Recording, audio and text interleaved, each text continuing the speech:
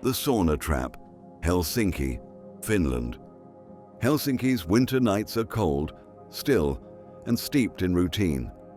On March 3, 2016, those routines were twisted into something deadly inside a quiet neighborhood fitness center.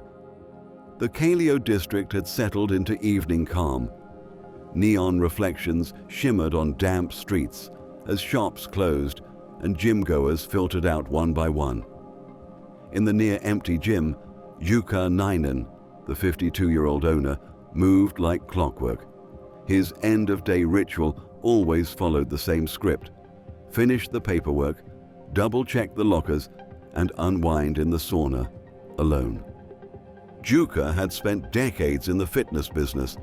He was a tough figure, strict, old school, not one to sugarcoat mistakes. A few weeks earlier, that no-nonsense attitude boiled over into a public argument with one of his trainers, Kari Ni. During a packed session, Jukka accused Kari of being careless. Right there in front of clients, he tore into him. Kari's face turned red. He didn't argue. He just tore off his staff shirt and stormed out, saying he'd never forgive what happened. But here's where it gets chilling. Kari still had a spare key to the gym. He never returned it. One evening, under the cover of routine and silence, Kari slipped back inside. No alarms, no cameras, just shadows. He moved straight to the sauna's control box and disabled the automatic shutoff, the system designed to keep the temperature safe. Then, he jammed the outside latch with a shim, a small, brutal detail. The door would open easily from the outside, but not from within. Satisfied, he left. No noise, no mess. The next night, Jukka, like always, headed for his sauna break. A cleaner saw him pass through the locker room around 10 p.m. Towel slung over his shoulder. Normal, familiar. Until the cleaner walked by again minutes later. This time, heavy steam poured from beneath the sauna door. Strange. Thumps echoed from inside. Not rhythmic, not relaxed. Sharp, jarring sounds. Fists hitting wood. The cleaner called out. No response. He pulled at the door, but it wouldn't budge. Panic set in. He ran for help and returned with a metal bar. But by then, the banging had stopped. When they forced the door open, heat rushed out in a wave. Steam clung to the walls. The air was unbearable. Inside, Jukka lay motionless on the center bench, skin flushed a deep red, towels scorched at the edges. The room had hit over 220 degrees Fahrenheit. It was no accident. Investigators later found tool marks on the control box and the jammed latch. A wrench was missing, one Kari had used. The key, still in his apartment.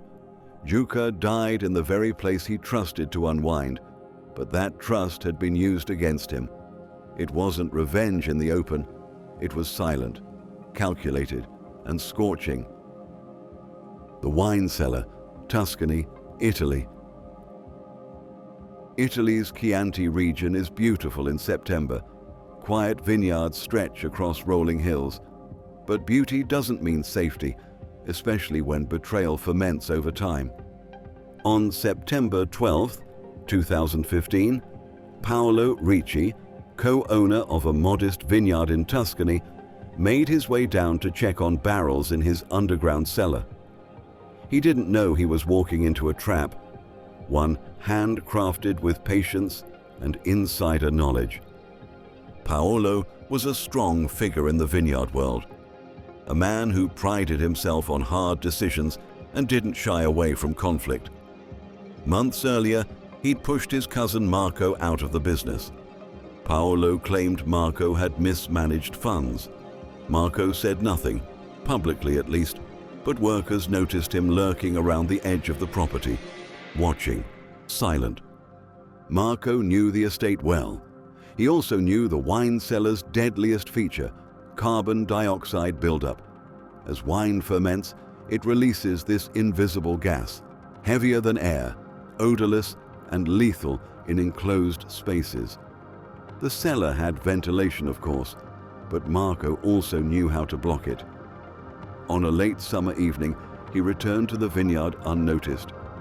Harvest crews were busy, the sounds of their work drifting across the vines. Marco moved through the shadows, carrying a small tube of industrial glue. He slipped into the cellar corridor and sealed the latch with just enough adhesive to make it feel stuck. Not broken, just jammed. Subtle. Then came the bait. Later, Marco casually suggested to Paolo that the barrels might be fermenting too aggressively. Maybe worth a quick midnight check, just to be safe. That night, Paolo descended into the cellar with a clipboard and a lantern, alone. A field hand noticed him disappear inside, but didn't think twice. Then came a faint banging, muffled, almost nothing. When workers tried to open the door, it wouldn't budge. They tried again. Nothing. The sound inside faded, then silence. By morning, a group gathered and pried the door open. A rush of stale, acidic air spilled out. Paolo was found slumped by a barrel, his lantern extinguished, his face pale, drained of life. No signs of struggle, just quiet suffocation. Glue residue on the latch. Fingerprints traced to Marco. A cold plan carried out in silence. Paolo trusted the cellar, trusted his cousin, and that trust was buried with him in the barrel room below. The elevator shaft. Singapore. In Singapore's Central District, the main city library is a place of order. Quiet systems, strict routines. But sometimes, the smallest override can flip everything upside down, literally. On July 18, 2018, Daniel Wong, the head librarian, stepped into the service corridor with a flashlight. He was heading toward a lift car that had reportedly jammed. The hall was dim, silent. He muttered something about a loose cable. Then he climbed onto the top of the elevator, something he'd done many times before. But this time, someone was waiting for him. Not in the hallway, not in person, but in the wiring. Months earlier, Daniel had fired Lee Han, the maintenance supervisor. Late reports, skipped inspections, the final straw in a list of frustrations. Lee didn't protest. He just left. Quietly. But he took something with him. Years of knowledge about the building's systems. He knew the elevator's interlock system, the kill switch, the override panel. He knew how to disable them without triggering alerts. Weeks after being dismissed, Lee returned, used his old access code, walked into the service area unnoticed. He bypassed the interlock and disconnected the kill switch, the two things that prevent the elevator from moving while someone's working on top. Then he left. The trap was set. The next morning, Lee called in an anonymous report. Prepaid phone, no trace. Elevators acting up. Daniel, being hands-on, decided to investigate himself. Within minutes, a junior staffer heard the lift groan to life. Then a shout, a metallic thud. Silence. When power was cut and the elevator opened, Daniel's body was wedged in the narrow space above the cab, crushed between steel and concrete. There was less than a foot of clearance, no chance to react. Security footage showed a figure matching Lee entering the night before. In his apartment, tools still held grease from the elevator system. Diagrams, notes, everything lined up. Lee didn't need violence. He used his past, his access, and twisted it into a death trap, all under the flicker of quiet hallway lights. The dive tank, Key Largo, Florida. Florida's waters are usually a haven for divers, warm, clear, and filled with coral walls, perfect for first-time adventures. But on May 30th, 2015, a simple training dive turned fatal in a way no one saw coming, because there was nothing to see. Mark Grant was a seasoned scuba instructor, friendly, confident, trusted by beginners. But behind the scenes, jealousy had been brewing. Rumors swirled that Mark had started seeing someone who used to date one of the club's more experienced divers. That diver was quiet, older. He still had access to the gear shed and knew every detail of the equipment, especially Mark's gear. His tank had his initials, easy to spot. One night, he entered the shed, drained Mark's tank completely, and then refilled it, not with oxygen, but with pure nitrogen, colorless, odorless, untraceable by eye or sound. The pressure gauge read normal. No one would think twice. The next morning, the dive began. Mark checked his gear. Everything seemed fine. He descended with his group, students in tow, unaware. 5 minutes in, something changed. Mark's movements became erratic. He reached for the guideline, missed. His fins kicked unevenly. He fumbled his regulator. Bubbles hissed past his mask. One student tried to help, offered a backup air source, but Mark was too far gone. His hands didn't respond. His body went limp. When they pulled him from the water, he was unresponsive. Later analysis of the tank revealed the truth. It held no oxygen, just nitrogen, the equivalent of breathing nothing. Security footage showed the rival entering the shed the night before. In his garage, police found a nitrogen bottle and a wrench marked with fresh tool scuffs. He said it was just to scare him. But the ocean doesn't forgive mistakes or silent sabotage. The Stage Wait, London, UK.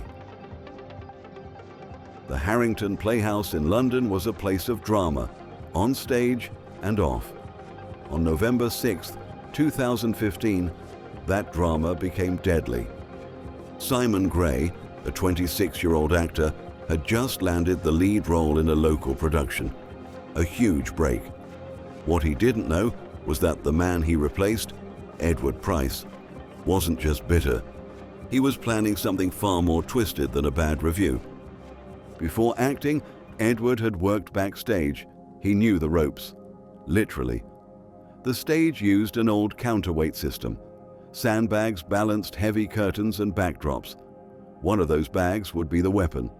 Late one night, Edward used his still active access card to sneak in. He replaced one sandbag with a look-alike, filled not with sand, but with solid concrete, 80 pounds of silent weight. The next afternoon, rehearsal began. Simon stepped into position. His cue was simple: pull the curtain line. He did. What followed was the sound of rope hissing through pulleys, and then a crack. The disguised weight plummeted from above, striking Simon instantly. His script scattered as he collapsed to the stage. The block rolled free, its torn canvas revealing grey concrete beneath. Panic gripped the cast. Lights buzzed. Silence fell. Investigators found the one fake weight. The access logs showed Edward's entry. His apartment held the tools, the concrete mix, the canvas.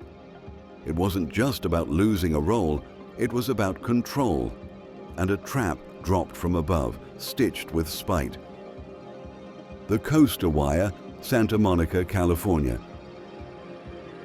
Santa Monica's boardwalk is lively during the day, but after midnight it becomes eerie, quiet rides, dark tracks, and the kind of silence where things can go terribly unnoticed. On August 21st, 2017, Marcus Allen, a senior ride operator, prepared the Thunderdrop coaster for a routine test run. Alone, just another maintenance check. But someone else had been there first. Marcus had a reputation, firm with staff, sometimes harsh. One seasonal worker, Leah Ramos, quit after several complaints were ignored. Her brother, Ethan, worked nearby and had access to the ride's blueprints. He saw an opportunity in the coaster's blind tunnel, one that passed close to a hidden service platform. He ran a thin steel cable across the tunnel at neck height, anchoring it in the shadows, invisible to the eye, fatal at full speed. That night, Marcus climbed into the front seat, alone. The coaster clicked up the incline, dipped into the curve, then vanished into silence. The janitor nearby paused, sensing something off. Minutes passed. No return. When the car coasted back into the station, Marcus was slumped forward, a deep gash across his neck, silent, devastating. The cable had snapped loose after impact. One end still dangled. Investigators traced tool marks to Ethan's garage. Wrenches, blueprints. The setup had been deliberate, revenge wrapped in bolts and timing. The thunder drop remained locked for weeks, not for repairs, but out of quiet respect for how fast fun can become fatal. Each of these deaths didn't happen in chaos or rage. They happened in routine, in silence. The killers didn't need force.